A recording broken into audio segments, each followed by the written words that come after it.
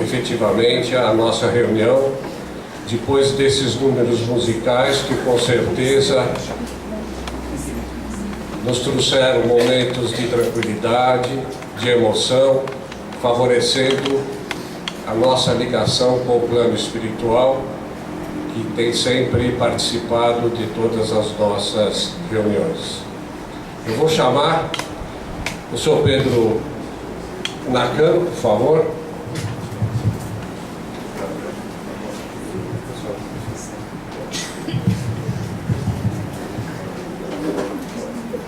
Vocês estão aqui por fora, vocês dois, né?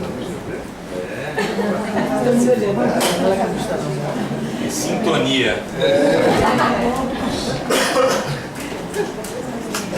Vou chamar também. Bom, eu vou apenas apresentar o nosso convidado da noite, que é quem vai fazer a exposição sobre o tema Deus, Espírito e Matéria. Sr. Pedro Nakano, ele é engenheiro, presidente do Centro de Cultura, Documentação e Pesquisa do Espiritismo Eduardo Monteiro de Carvalho. É pesquisador e divulgador da doutrina espírita. Com certeza aqui a apresentação está bem resumida. Com certeza o Sr. Pedro tem outras qualidades e hoje nós vamos então ter a oportunidade de ouvir. Vou chamar também para compor a mesa o senhor presidente da diretoria desta casa, o Ronaldo Lopes.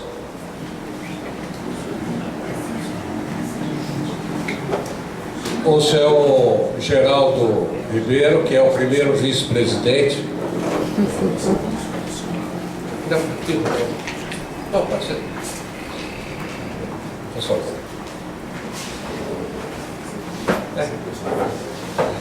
Eu vou aproveitar e vou chamar também o senhor Luiz Melo, que é o segundo vice-presidente, que assim fica a presidência toda aqui e eu fico bem com toda a presidência, certo? Eles não me mandam embora. Aqui, Luiz.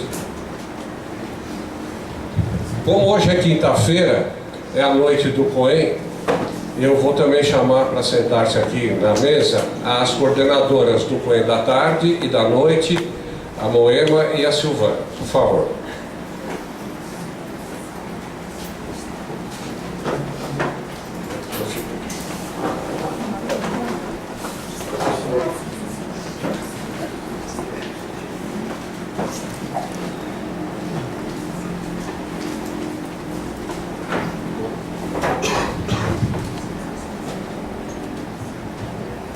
Bom, agora, antes de darmos a palavra ao Sr. Pedro Nakano, nós vamos pedir a prece inicial, que eu vou pedir para o Ronaldo, por favor, fazer.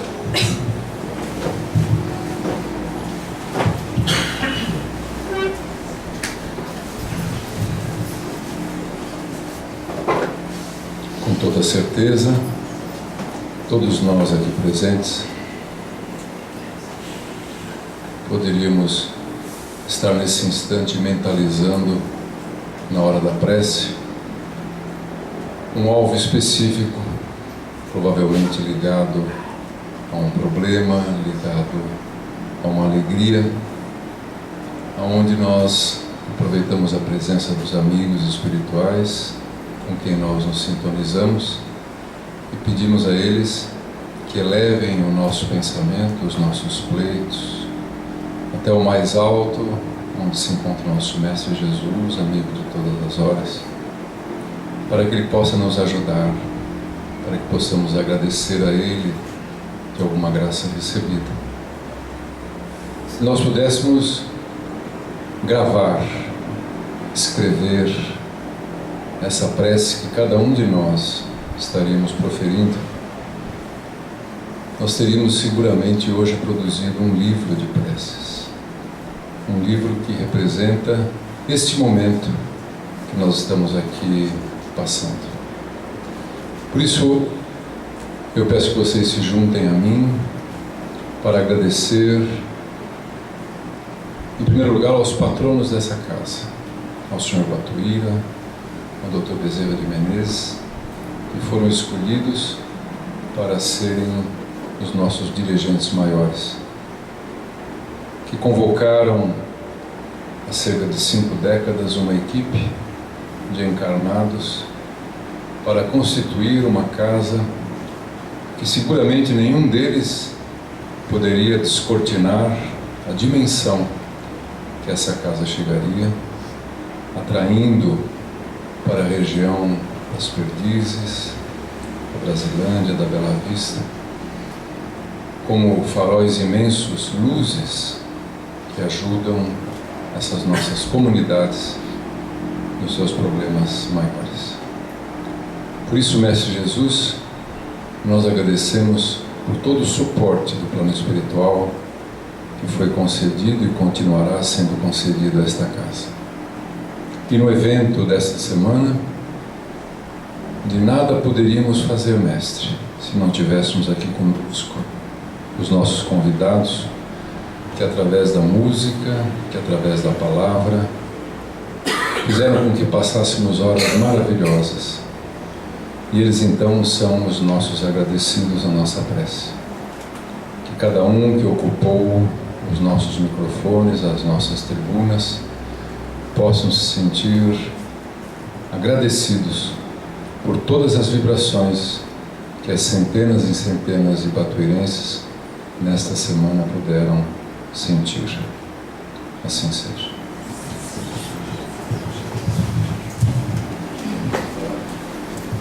Agora nós vamos ocupar a mesa, por favor, porque ele vai fazer uma projeção.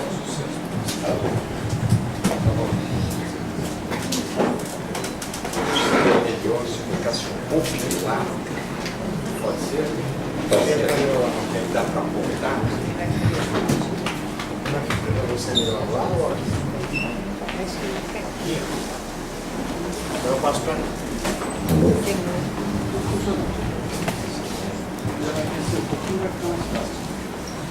Boa noite a todos. Nós somos agradecidos ao Ronaldo, ao Geraldo, ao Luiz Melo e ao pessoal todo aqui, a Roseli, né, que nos contatou diretamente, a oportunidade de estar aqui.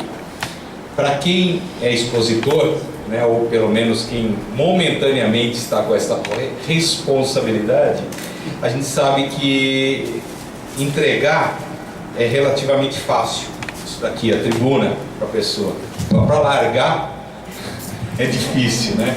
Porque quando você, que nem o Marco falou na apresentação anterior, quando a gente é apaixonado, quando a gente é envolvido, quando a gente tem realmente a doutrina no coração, a gente vai fundo e tem aquilo lá como algo de vida, e acredito que a grande maioria aqui também sente isso. Então vamos ver um pouquinho desse tema que nós chegamos a um acordo, né, de conversar, Deus, Espírito e Matéria, que aparentemente é um tema que todo mundo conhece, mas cada vez que a gente estuda, que a gente percebe, a gente observa as nuances e a profundidade que cada termo desse causa em nossos corações e em nossa vivência. É que nem o livro o Evangelho segundo o Espiritismo, principalmente, o livro dos Espíritos também.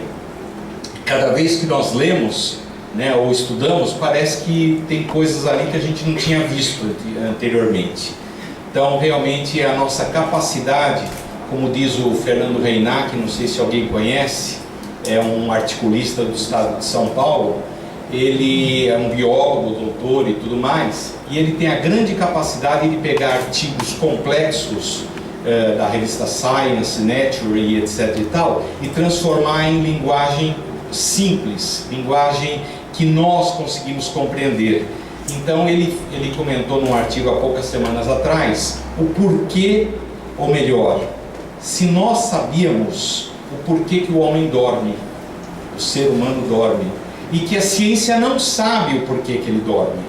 E aí alguns estudos realizados e publicados nessa revista, no caso foi a Science, colocou que é justamente nos momentos de sono em que conexões neuronais, né, as sinapses novas são criadas sinapses, para quem não sabe, são conexões entre os neurônios, né?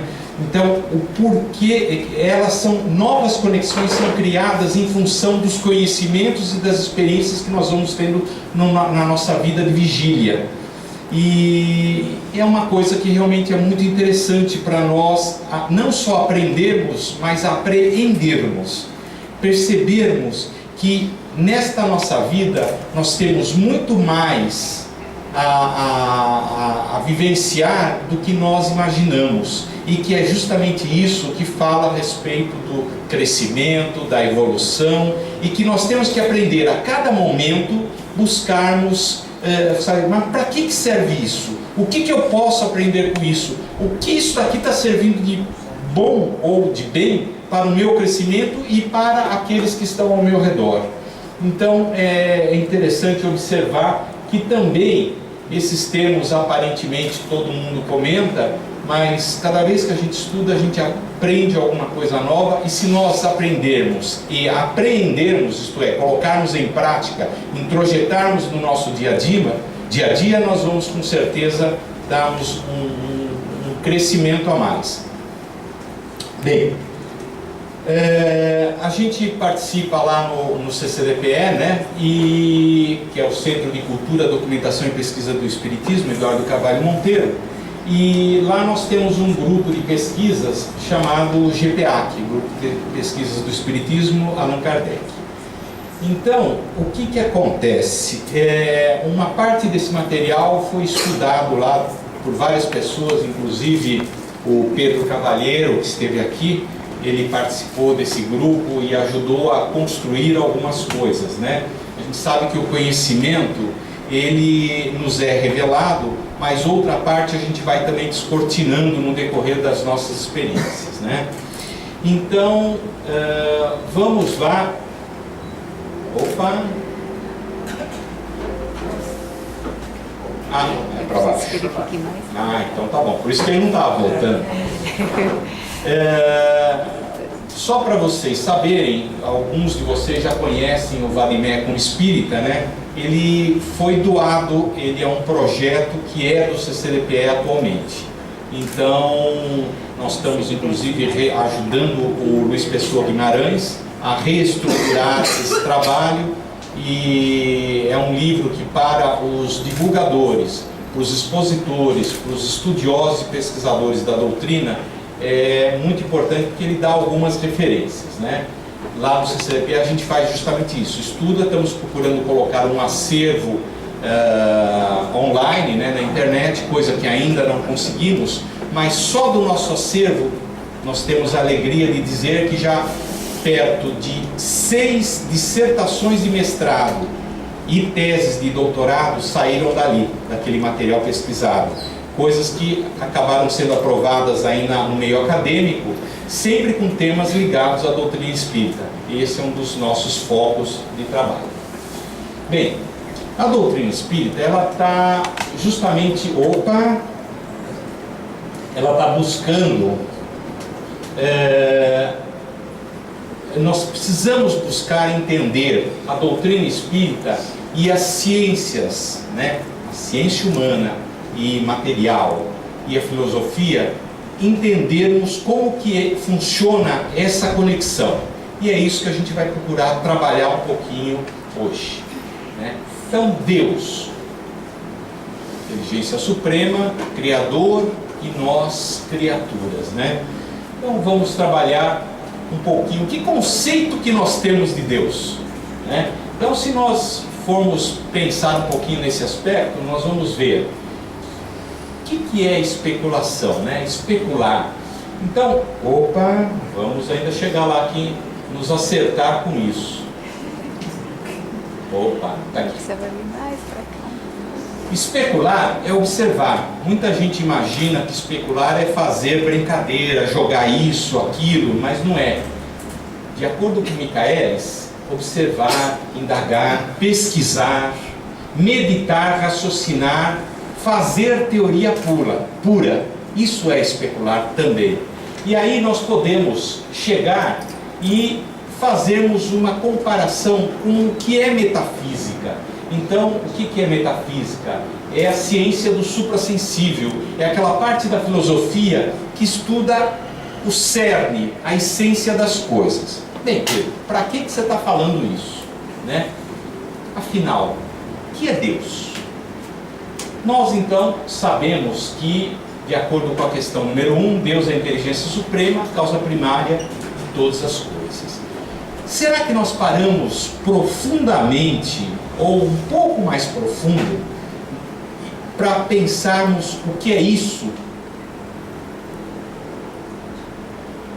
Está falando? Inteligência. Inteligência suprema. Inteligência é um conjunto de funções psíquicas e psicofisiológicas que contribuem para o conhecimento e a compreensão da realidade. Em outras palavras, nós podemos dizer que inteligência, resumindo, é a capacidade de resolver problemas novos. Então nós vamos crescendo a partir do momento em que se nos apresenta na nossa encarnação uma situação complicada, com certeza cada um de nós está sentindo o que é complicação nas nossas vidas. Quando a gente consegue parar e resolver aquela situação nova, nós estamos desenvolvendo o quê? A inteligência. Estamos crescendo. Vamos lá. Inteligência suprema. Quando nós falamos em inteligência, nós pensamos logo em atributos. Então vamos pensar a primeira parte dos atributos. Está lá no Livro dos Espíritos. O homem pode compreender a natureza íntima de Deus? O que vocês acham? Vamos ver o que eles nos respondem? Eles falaram que não. Por quê? Falta-nos um sentido.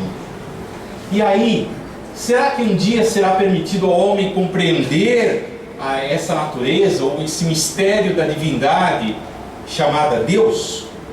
Então, quando o seu espírito está lá na questão 10 e 11 do Livro dos Espíritos, quando o seu espírito não estiver mais obscurecido pela matéria e pela sua perfeição tiver se aproximado dela, da divindade, então haverá e a compreenderá. O quanto vai depender de como nós vamos crescendo. Bem, só que não é só isso, né? Nós temos também uma outra parte aqui, uma outra questão que envolve diretamente isso. Quando é questionado Kardec, muito com uma sapiência, né, com um conhecimento, com uma sabedoria muito grande, ele coloca a seguinte questão: quando dizemos que Deus é eterno, infinito, imutável, imaterial, único, todo-poderoso, soberanamente justo e bom, não temos uma ideia completa dos seus atributos? Aparentemente sim, né? Mas vamos ver o que eles nos respondem. Do vosso ponto de vista, sim. Porém, acreditais abranger tudo. A gente pensa que a gente consegue entender tudo, mas na realidade, ficais sabendo que acima da inteligência do homem mais inteligente, e para os quais a vossa linguagem, limitada às vossas ideias, às vossas sensações, não dispõe de expressões, a razão vos diz que Deus deve ter essas perfeições em grau supremo, pois se tivesse um a menos ou um de menos e não fosse em grau infinito, não seria superior a tudo, e por conseguinte não seria Deus. Para estar acima de todas essas coisas, Deus não deve estar sujeito às vicissitudes e não pode ter nenhuma das imperfeições que a imaginação é capaz de conceber. Nós, estudando um pouquinho a doutrina, a gente percebe que existe todo um trabalho, e eles nos contam algumas realidades da vida maior, que é, por exemplo, o caso do Robson e da Lolita, que com relação à música. A música é um meio de comunicação que é supremo, é especial. Tanto é que é dedicado capítulos na própria codificação sobre a música. E que, segundo os espíritos maiores nos contam, o que ocorre? Existe uma espécie de uma música no meio ambiente espiritual, e que essa música é como que um harmonizador na espiritualidade. E nós sabemos que isso é verdade, porque quando nós ouvimos uma boa música, vocês podem ter percebido, parabéns, tá? Admiro muito, estou aprendendo a admirar vocês, já tinha ouvido falar, mas parabéns, primeira vez que os vejo. E o nosso querido Moacir também já comentou de vocês, Moacir Camargo, né? Mas a música é algo especial, tanto que lá no Centro de Cultura nós chegamos a montar, como não sei se alguém conhece, pode ser que vocês tenham já ouvido falar, do Mário Ficarelli. Mário Ficarelli é um compositor, foi diretor do Departamento de Música da USP, portanto um cara, né, que chegou num ponto diferenciado dentro da música, chegando a ser inclusive homenageado na Associação Paulística dos Críticos de Arte pelo conjunto de suas 300 composições, que eles não chamam composições, eles chamam de peças, né? Inclusive para grandes orquestras sinfônicas e tudo mais, como a de Viena, a Stuttgart e etc e tal, pelo conjunto de sua obra, onde inclusive comparado a obra dele à obra de Villa-Lobos. E o Mário Ficarelli, que nós tivemos a oportunidade durante alguns anos, né, Geraldo, conviver com ele, o Mário Ficarelli deu um curso, começou a montar um curso por sugestão, né, chamado Música e Espiritualidade, onde a ideia seria buscar quais são as conexões que existem entre a música e a espiritualidade e como que nós poderíamos aproveitar isso. Já existem alguns estudos em torno do assunto, que é justamente a musicoterapia, né? Porém, voltado assim, focado um pouquinho mais dentro da doutrina. E tivemos algumas aulas, aprendemos muito com ele, ele deu 2 ou 3 edições do curso, infelizmente ele desencarnou a questão de uns 2 anos atrás, mas estamos tentando ver se a esposa dele, a Silvia de Luca, consegue dar continuidade nisso.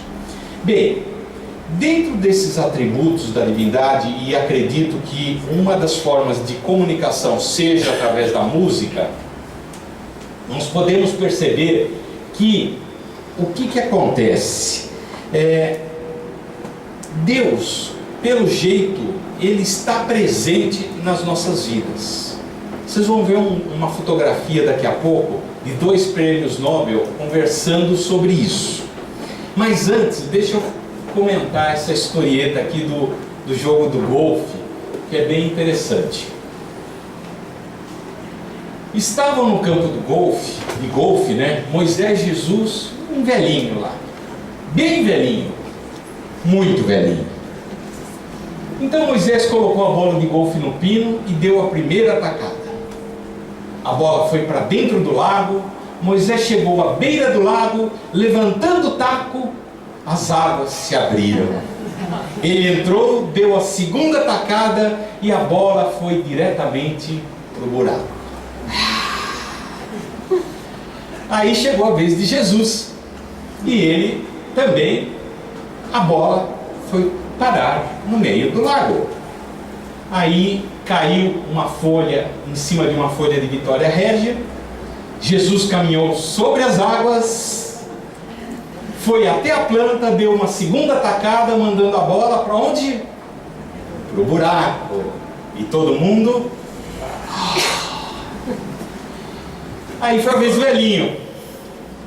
Ele chegou meio trêmulo para dar a tacada inicial.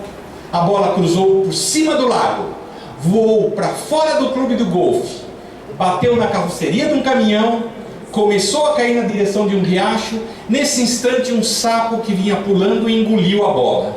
O sapo estava prestes a pular no riacho, quando um gavião agarrou com suas garras e levou para onde? Ao sobrevoar o campo de golfe, o gavião soltou o sapo, que ao cair bateu com o peito no chão, cuspiu a bola de golfe, que foi direto para onde? E qual o comentário disso? Depois de acompanhar toda aquela cena, Moisés olha para Jesus e diz: cara, é muito chato jogar golfe com o teu pai.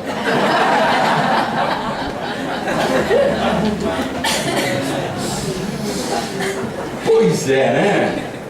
Será que Deus é algo por aí? Nós percebemos, ainda de acordo com Kardec, que tem dois elementos gerais do universo, que é a matéria e o espírito. Então, em tudo que existe no universo, existem na realidade dois gerais, que são o quê? O Deus. Opa, ainda vou me acertar com esse negócio aqui. Então, acima de Deus, ou melhor, sim, existem duas matérias principais, matéria e espírito, mas acima delas, Deus. Então só existem três coisas em todo o universo, e nós diríamos um pouco mais em outros universos também, porque tem os universos paralelos, que a ciência já está buscando trabalhar melhor, e nós sabemos que existe. Por que existe? Então aí faz parte também das pesquisas e dos estudos. Por quê? Se este universo, ele tem, se o nosso sistema solar tem aproximadamente 4,5 bilhões de anos, e o nosso universo tem cerca de 15 bilhões de anos, isso daí é a ciência que está dizendo. Existe um outro dado também que é interessante nós termos em mente. Segundo os cientistas, a energia que existe aqui no universo vai permitir que ele se mantenha unido, que ele se mantenha com o universo ainda vivo, isto é, com os elétrons circulando em torno de seus núcleos, dos átomos, né? Aproximadamente mais 35 bilhões de anos. Isso daí são dados da ciência. Ocorre que se o universo vai chegar a um ponto em que a temperatura está diminuindo e ele vai, obviamente ele está se expandindo, como vocês sabem, né? Isso daí foi um cientista que conseguiu provar na época de 1930, tá? Eu agora está me faltando o nome dele, que tem o telescópio Hubble. Então ele conseguiu provar para o Einstein que o universo estava se expandindo e que vai chegar a um ponto em que a energia, como um sistema fechado que é o nosso universo, ela vai chegar a um ponto de ruptura, que não vai mais conseguir manter ele unido, ele conectado. E esse ponto é o ponto que os cientistas chamam de temperatura zero Kelvin, que é menos 273 uns tralalá graus Celsius. B, nesse momento o universo vai entrar em colapso. Então fazemos o seguinte raciocínio: se o universo vai entrar em colapso, ele provavelmente ou vai se transformar num outro universo, ou ele vai acontecer alguma coisa e vai, quem sabe, continuar em outro universo que seja paralelo. É o que diz a ciência, é o que diz as teorias da ciência. Agora pergunto para nós, vamos refletir. Por isso que existe o lado filosófico da doutrina espírita, para que a gente possa refletir, para que a gente possa pensar. Se vai acontecer isso, Deus é eterno? É.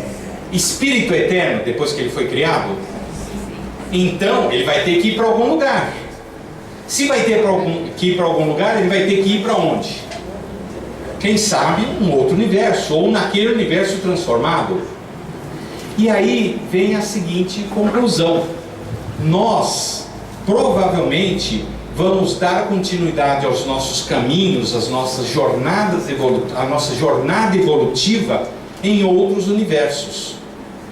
E obviamente já existiram universos para trás e vão existir outros universos para frente. Se esse nosso, a previsão dele é mais 35 bilhões de anos, até agora tem 15, a coisa vai longe, não é verdade? Então,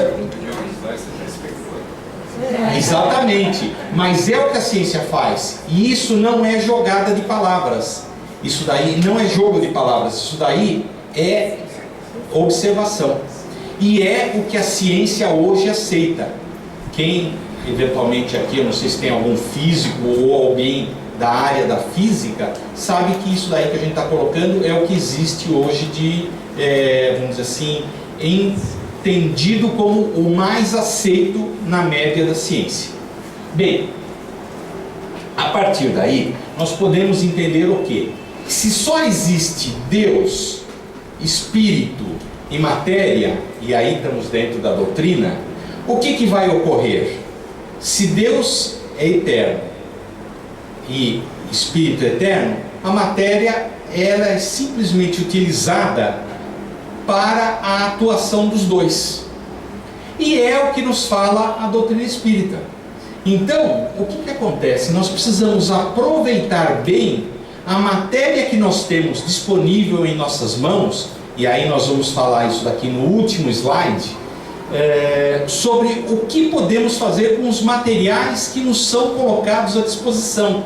Será que nós estamos cuidando bem do nosso corpo? Será que nós estamos cuidando bem do nosso meio ambiente? Será que nós estamos dando sustentabilidade, né? Tanto material como espiritual, o conjunto onde nós somos, ou o meio ambiente onde nós somos colocados? Quando eu falo meio ambiente, eu digo família, centro espírita, sociedade, trabalho e assim por diante.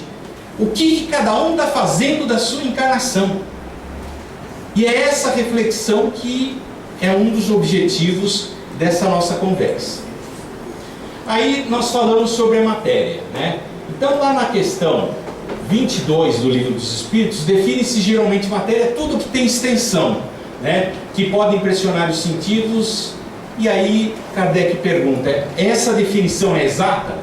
Então, mais uma vez, os Espíritos, o Tego fala, seja humilde, porque do vosso ponto de vista, sim, mas do nosso, nem tanto, porque nem tudo vocês aí encarnados conseguem perceber. Então, nós precisamos realmente começar a perceber que existe algo a mais. Nem tudo é coisa que a gente vê. Por exemplo, se eu chegar perto aqui do Robson, né, que nos trouxe, né, música, uma harmonia, ele e a Lolita muito gostosos. Eu sopro, ele está vendo o ar? Não, mas ele sente. Então, nem sempre a matéria obrigatoriamente precisa ser visível. Não é verdade? É um exemplo mais simples que pode existir. Então, a matéria é o liame que escraviza o espírito. É um instrumento que ele usa sobre o qual, ao mesmo tempo, exerce a sua ação, faz o seu crescimento espiritual. Bem, então nós conversamos um pouquinho sobre Deus e estamos começando a conversar sobre o Espírito. Como definir Espírito? Então, o que nos fala a doutrina sobre isso? É o princípio inteligente do universo. Lá na questão 76, pode-se dizer que os Espíritos são seres inteligentes da criação. Qual que era a definição da questão número 1 mesmo sobre Deus? Deus é a inteligência suprema. E os Espíritos o que são? Os princípios inteligentes do universo e os seres inteligentes da criação. Opa! Nós temos alguma familiaridade com o cara. Então, por isso que nós temos alguma capacidade que a matéria não tem. Primeiro, a individualidade, a vida própria, e o outro tanto é a capacidade de desenvolvimento. Não é verdade? Cada um aqui não sente o que pode ou não pode fazer, aí vai depender das suas características. A gente vai falar um pouquinho mais sobre isso. Bom, algumas outras características aí em relação aos espíritos, que é o objetivo é a evolução, na questão 100, e a felicidade e a suprema perfeição é o destino final de todos os homens. Mas qual a natureza íntima do espírito? Está lá na questão. Não é fácil analisar o espírito na vossa linguagem. Para vós não é nada, porque não é coisa palpável. Para nós é alguma coisa. Então, olha só essa frase como ela é complexa. Ficai sabendo, nenhuma coisa é o nada e o nada não existe. aparentemente é dialético, né? Aparentemente é controvertido, mas é uma grande verdade. Então você já tem uma lição de casa complementando a Roseli em relação às 999 questões do Marco, né? Então já tem meditem um pouquinho sobre a questão 23A. Vocês vão ver que existem alguns detalhes aí que servem para a nossa vida, onde ele fala que nenhuma coisa é o nada, e o nada não existe.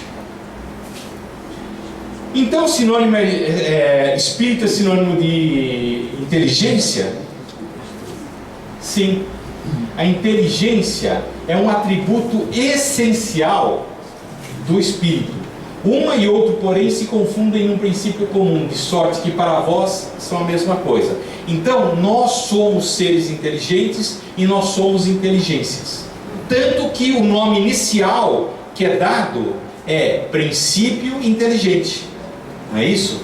Nós somos criados como princípios inteligentes e nós ganhamos o status de espírito, que nada mais é do que o princípio inteligente mais evoluído, certo? A partir quando nós nos tornamos, temos a bandeirinha lá, o diplominha, né? De individualidade, de raciocínio contínuo, de capacidade de começar a tomar as nossas próprias decisões.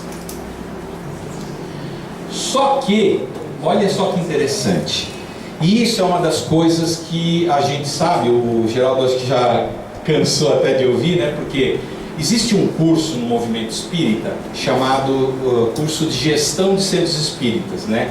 Que o Geraldo, a Júlia, eu e mais algumas pessoas ministramos aí no movimento. É um curso mais dirigido para dirigentes de casas espíritas, presidentes, diretores e tudo mais, para como gerir, como administrar uma casa espírita. E a gente tem ministrado tanto no interior como aqui na capital, né? Tem sido um curso muito interessante. E uma das coisas que eu tenho falado bastante, não só lá, mas também nas coisas minhas, é que infelizmente o movimento espírita não fala sobre os atributos do espírito, mas como faculdades.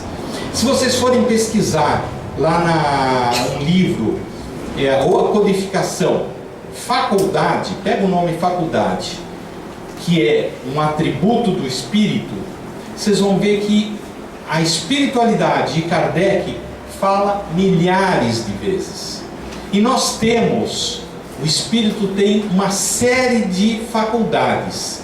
Essas faculdades, que são os atributos, uma delas é a inteligência, outra é a memória, outra é a sensibilidade, outro é a faculdade de senso, outra é a faculdade,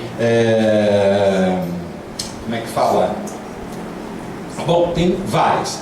A gente já conseguiu lá no grupo descobrir entre as obras básicas, Kardec, e as obras de André Luiz e Emmanuel, aproximadamente 34, 35 faculdades. Acho que agora nós chegamos à 36ª. Então, o que acontece? Quando a gente começa a pensar o espírito formado de faculdades, são atributos, e quando os espíritos maiores nos falam que nós somos criados simples e ignorantes, é muito coerente, porque nós somos simples em formação, né, em estrutura, e ignorantes em conhecimento. E as faculdades, todos nós as temos desde que fomos criados, e nós vamos desenvolvendo, e são justamente a diferença entre o crescimento individual que cada um dá às suas faculdades, é que nós vamos evoluindo e nos diferenciando e tendo, portanto, o seu DNA individual, que é cada um. Você, por exemplo, pode ter desenvolvido bastante a faculdade inteligência, super inteligente. E eu, de repente, desenvolvi um pouco mais a faculdade de sensibilidade, a parte do amor e coisa desse tipo. Não significa que você seja mais evoluído do que eu ou eu mais que vocês. Até porque Emmanuel nos fala que nós precisamos do quê? Das duas asas lá no livro Consolador, na introdução, não é verdade? Então, nós precisamos ter o equilíbrio de todas elas para crescer. Então, por que eu acho que é interessante a gente prestar um pouco mais atenção nas faculdades do Espírito. Por quê? Quando você percebe que você está sendo muito irascível, de repente você precisa ter um pouco mais de paciência. Você fala, opa, eu não estou tendo o mesmo discernimento com ele que eu tenho com ele. Então eu preciso de repente trabalhar melhor a minha faculdade de discernimento. E aí a gente consegue crescer um pouquinho mais. Quem sabe não seja um momento ainda para a gente, né? Bem, isso é uma crítica construtiva que a gente faz ao estudo, aos estudiosos da doutrina. O Espírito, portanto, ele tem faculdades, ele tem atributos. Só que a matéria não tem atributos. A matéria tem o quê? Propriedades. Então, Espírito e matéria, nos diz a espiritualidade na questão 25, são distintos, mas é necessária a união do Espírito e da matéria para dar inteligência extra. Então, a ação de um e outro, e isso está lá na codificação, questão 25. Então, é importante uma associação das coisas para nós irmos crescendo. Então, é o que eu costumo brincar de uma forma assim bem irreverente, mas realmente o cara lá é bom. A gente vai percebendo cada vez mais que por que isso acontece, conforme o Marco falou na palestra anterior. Nós não temos às vezes a mínima noção, mas nós temos que ter pelo menos a fé em saber que se isso está acontecendo, com certeza algo nós temos a aprender com essa situação. E será que nós estamos simplesmente vivendo ou pedindo, ou nós estamos realmente nos harmonizando e procurando nos conscientizarmos dessa necessidade? Na questão 28, há, acima de tudo isso, uma inteligência que domina todas as outras, que as governa, que dela se distingue por atributos essenciais. É esta inteligência suprema que nós chamamos de Deus. Então, qual o conceito que temos de Deus? Olha só que resposta interessante. Alguém conhece esses dois elementos que estão aí? Einstein, né? Está aqui o Einstein, e esse outro, Niels Bohr, tá? Do átomo, exatamente. Os dois são prêmios Nobel. Viveram concomitantemente na época aí do início do século passado. E olha só, imagine uma conversa entre eles assim bem despretensiosa e falando sobre isso. E agora eu vou fazer realmente, vou colocar uma frase do Einstein. Não posso conceber um Deus pessoal que teria influência direta sobre ações de cada pessoa. Minha religiosidade consiste em uma humilde admiração do Espírito infinitamente superior, olha a humildade dele, que se revela no pouco que podemos compreender da realidade. Embora a gente consiga ver um tantinho só assim da realidade, até porque, se vocês forem ver, o espectro de faixas de onda é enorme, e o espectro visível do ser humano é questão de milímetros, entendeu? Então o que acontece? Olha só essa reflexão de Einstein. Realmente é uma reflexão muito nobre, na verdade. Então, o que ele está colocando?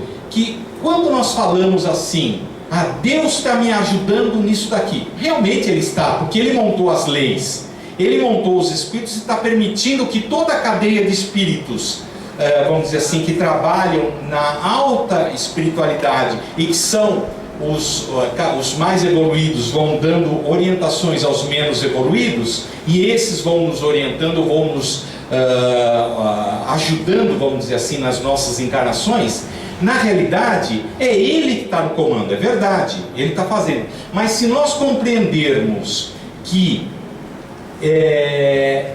existem leis, e que não é a ação direta de Deus, mas sim suas leis e seus, vamos dizer assim, subordinados que vão orientando, que nem foi falado, as nossas encarnações, a gente vai começar a perceber que a estrutura é muito lógica e que faz parte do nosso dia a dia. A gente vai perceber que na realidade não é porque você fez uma prece que você está sendo atendido. Também o é, mas é principalmente pelo seu merecimento e pela sua, quem sabe, humildade de colocar: eu preciso disso. Então se você precisa estar reconhecendo e você tem um merecimento, e se estiver dentro das leis possíveis, não é verdade? Então você vai ser atendido. Então, quando a gente começa a refletir, a filosofar é o seguinte: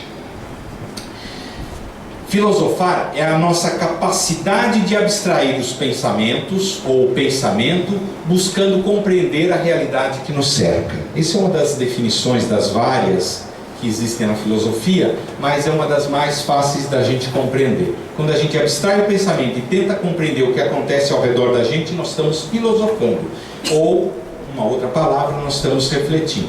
Então, quando nós começamos a refletir sobre Deus ou sobre as nossas encarnações, nós vamos perceber que nós temos coisas muito maiores para podermos aproveitar, e o quanto que nós estamos usando das nossas vidas ou nós estamos desperdiçando.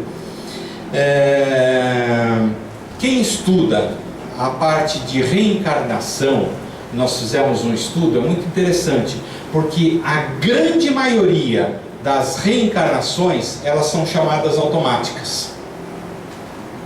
Então o que acontece? A pessoa desencarna e encarna meio que automaticamente, dentro de determinadas leis. Encarnações, vamos dizer assim, bastante planejadas, muito planejadas, todas elas o são, mas assim, mais estruturadas são aquelas que são realmente especiais, de missão, de trabalho e etc, etc e tal. Então, se nós formos pensar que o fato de nós estarmos aqui buscando alguma coisinha a mais, já é um grande passo do que nós estarmos assistindo simplesmente uma novela, de nós estarmos simplesmente em casa bebendo uma cerveja, ou passando no bar com os amigos e etc e tal, mas não assim, não estou dizendo que isso é errado, estou apenas dizendo quando isso daí é o dia a dia da vida de uma pessoa. Então, nós poderíamos concluir que Deus não está pessoalmente presente, interferindo em cada detalhe, sim através de suas leis. Então ele realmente atua, mas ele atua através de suas leis, e aí fica muito mais confortável para a gente perceber que aquela ideia do Deus antropomórfico, do Deus que fica punindo, dando castigo, soltando raiozinhos por aí, né? Você não fez isso, então toma um castigo para você. Não é assim que funciona. Você fez, você responde pelas suas consequências, que é o que está escrito lá no primeiro slide. Estão lembrados? Primeiro slide. Nós somos responsáveis por aquilo que fazemos, não é verdade? O homem pode conhecer o princípio das coisas? Então, nos fala a espiritualidade que não. Nem tudo ainda nos é permitido. E aí, o homem penetrará um dia? Então, o véu se ergue à medida que a gente vai crescendo. Então, a gente quer compreender, não adianta a gente já querer chegar e questionar, assim que começa a estudar a doutrina, e falar: por que então Deus já não criou todo mundo perfeito? Era muito fácil. Qual seria o mérito de cada um? Se a gente não tivesse tido os nossos problemas, as nossas dificuldades, não é verdade? Então, olha aqui, mais uma vez a palavra faculdade. O véu se ergue na medida em que ele se depura, o ser humano. Mas a compreensão de certas coisas necessita de faculdades que ainda não possui ou não desenvolveu.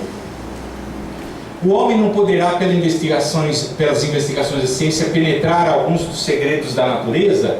A ciência lhe foi dada como uma ferramenta para o seu adiantamento, mas ele não pode ultrapassar os limites. Lógico, às vezes a gente nem tem capacidade de compreender. Quantos de nós conseguimos compreender alguma coisa que às vezes uma pessoa já consegue abstrair? O Einstein, por exemplo, ele conseguia ver uma série de consequências, a lei da relatividade, que agora já está provada, e que na época, a maioria dos cientistas não conseguia vislumbrar as consequências. Vou dar um exemplo bem simples para vocês. Quem joga xadrez, quem joga dama ou qualquer coisa desse tipo, a gente consegue vislumbrar algumas jogadas para frente, mas nós conseguimos vislumbrar 30 jogadas para frente? No entanto, existem os grandes mestres de xadrez que conseguem vislumbrar 20 e 30 jogadas. E com as possibilidades de cada jogada. E aí, conhecendo o adversário, bom, a probabilidade dentro dessa possibilidade é X, então eu vou jogar para cá. Isso é uma inteligência mais desenvolvida. Vocês percebem? Agora, não nos esqueçamos. Nós precisamos ter a inteligência, mas nós precisamos também ter o quê? Sensibilidade, o amor, a moral, né? Na realidade, acima da moral, a ética. A revelação. Podem o homem, fora das investigações da ciência, comunicações de ordem mais elevada sobre aquilo que escapa ao testemunho dos seus sentidos, o que a gente consegue vislumbrar? Sim. Se Deus julgar útil, pode revelar-lhe aquilo que a ciência ainda não consegue. Olha só como, com respeito, o cara é bom. Eu entendo que você está limitado, então eu vou te dar um empurrãozinho. Nós não fazemos isso com os nossos filhos? Você citou aquele exemplo aquela hora lá embaixo, né? Então, se nós fazemos isso, ele também faz. Obviamente respeitando todas as leis, mas ele é supremo, ele sabe o que dá para fazer e o que não sabe, e o que não pode, o que pode e o que não pode fazer.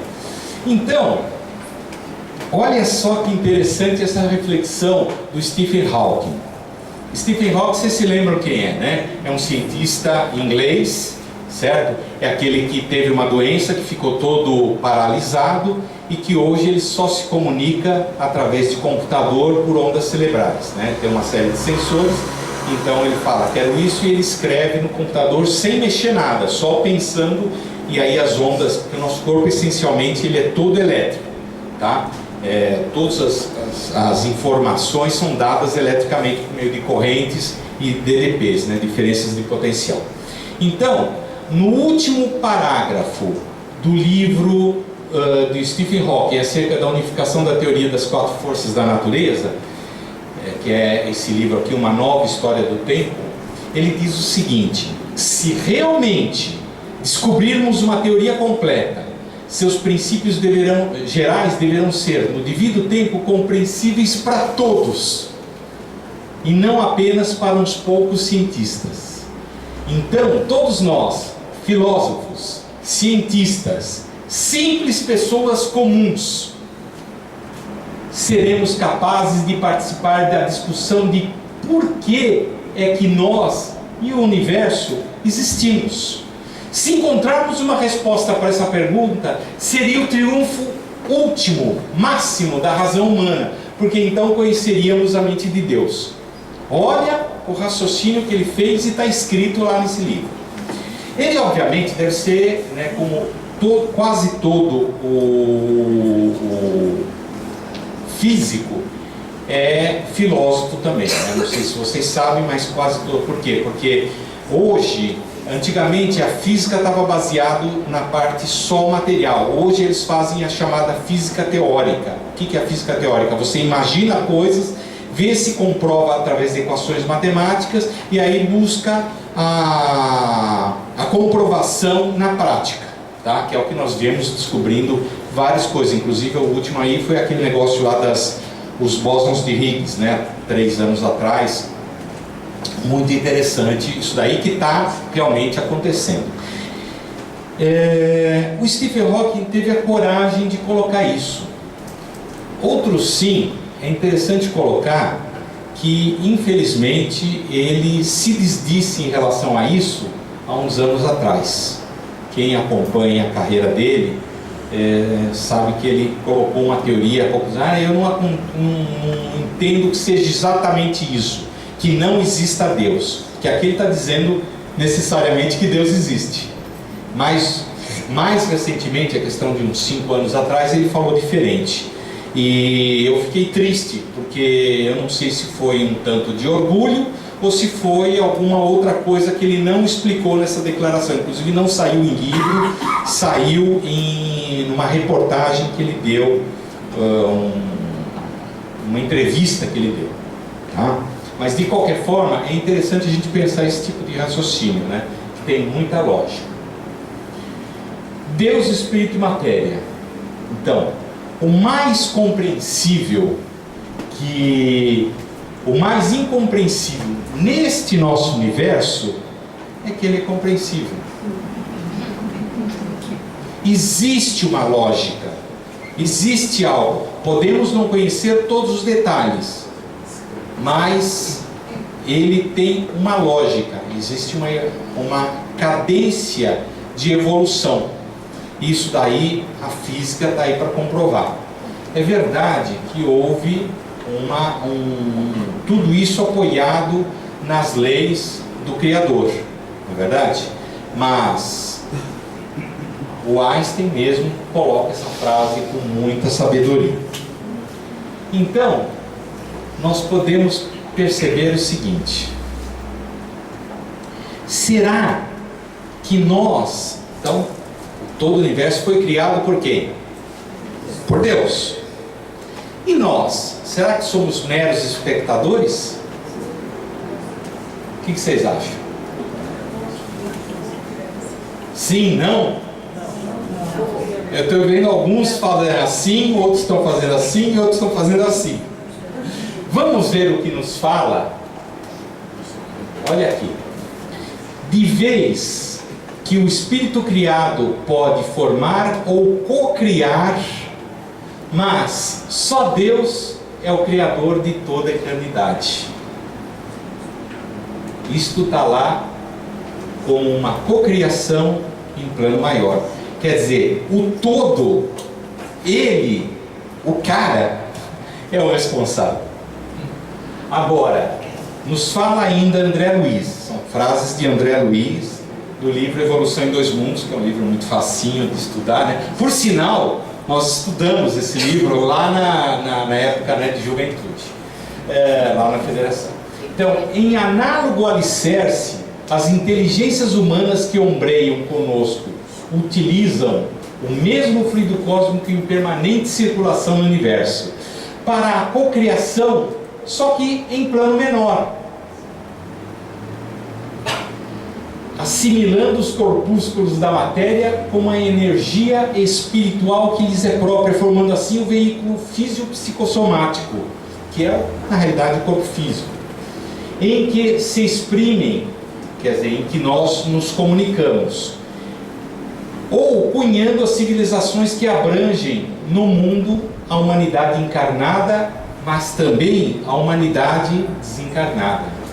Dentro dessas mesmas bases, plasmam também os lugares entenebrecidos pela purgação infernal, gerados pelas mentes desequilibradas ou criminosas nos círculos inferiores ou abismais, e que valem por aglutinações de duração breve no microcosmo em que estagiam, sob o mesmo princípio de comando mental com que as mentes, ou com que as inteligências maiores modelam as edificações macrocósmicas que desafiam a passagem dos milênios. Em outras palavras, nós temos condições também de cocriar junto com Deus, com o Criador, em plano maior, mas em plano menor. E nós fazemos isso, e às vezes a gente nem percebe, na educação da nossa família, na educação dos funcionários que trabalham com a gente, no trabalho que a gente exerce nas ONGs, por exemplo, aqui no Batuíra, no trabalho assistencial, no trabalho espiritual. Isso daí é também ensinamento e é também troca de informações e principalmente ensinamento aos menores que eu digo assim, aqueles que estão aprendendo. E nós não queremos muitas vezes e nem devemos ter aquele orgulho de imaginar, eu sei, você não sabe. A gente tem que fazer simplesmente por amor, um amor que nós já exercemos, mas que nós não temos ainda muitas vezes a consciência. Por exemplo, quando nós damos uma roupa para o pessoal lá de Petrópolis, que sofreu aquelas inundações, ou o pessoal lá de Santa Catarina, por exemplo, né, que teve as enchentes, nós sabemos para quem nós estamos dando? Não, nós entregamos arroz, comida, roupas, né, etc e tal. Mas então esse é um amor que a gente deve cultivar mais na gente. Do mesmo jeito que a gente desenvolve o amor aqui na Casa Espírita, aqui no trabalho, que cada um ou dirige ou se está aprendendo, também procura ensinar ao próximo. Então nós temos condição do quê? De cocriar em plano menor. Então, nós temos um caminho muito bonito e gostoso, né, para os gordinhos, gostoso pela nossa frente, na nossa encarnação. Cabe a cada um fazer da nossa encarnação o melhor que ele pode. Não deve ficar frustrado por não conseguir. Vamos partir para um novo dia. Eu fiz errado? Tá bom, vamos nos conscientizar, ter a humildade de reconhecer isso daí. Uma parte desse trabalho a gente se baseou também nesse livro aqui, tá? Do André Trigueiro, que vocês conhecem, né? Ele é bastante conhecido no movimento espírita, ele é espírita, né? Que é Espiritismo e Ecologia. Por quê?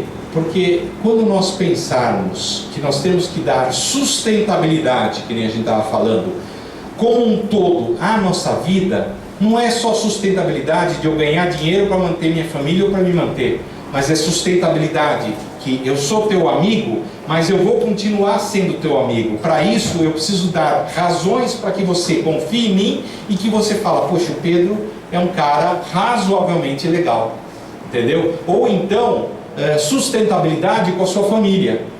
Não, eu vou procurar manter a minha família não só materialmente, mas também espiritualmente e, não vou dizer doutrinariamente, mas principalmente em termos de ambiente doméstico. No meio profissional, a mesma coisa. Então, nós temos que ter esse aspecto da sustentabilidade em nossas vidas com uma palavra mais ampla, com S maiúsculo. Trocamos alguns e-mails com ele e realmente ele concordou com essas ideias, tá, ok? Então eu agradeço, já está em cima do meu horário, bati 1 hora, um pouco menos, 58 minutos,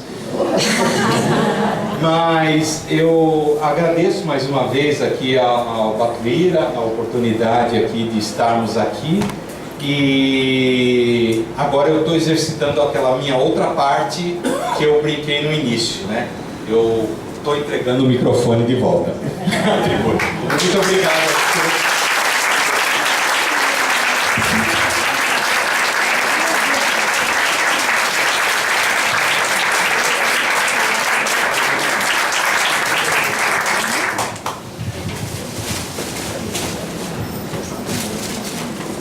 Bom, depois desses momentos que nós tivemos, tanto do momento musical como da exposição do Sr. Pedro, acho que nós estamos saindo daqui bastante agraciados com todas essas emoções que nós passamos. Antes de nós encerrarmos a reunião, gostaria apenas de lembrar que amanhã, à tarde, às 2h30, teremos a exposição com a professora Luísa Pires. No sábado, às 18 horas, nós também teremos uma exposição com o Sr.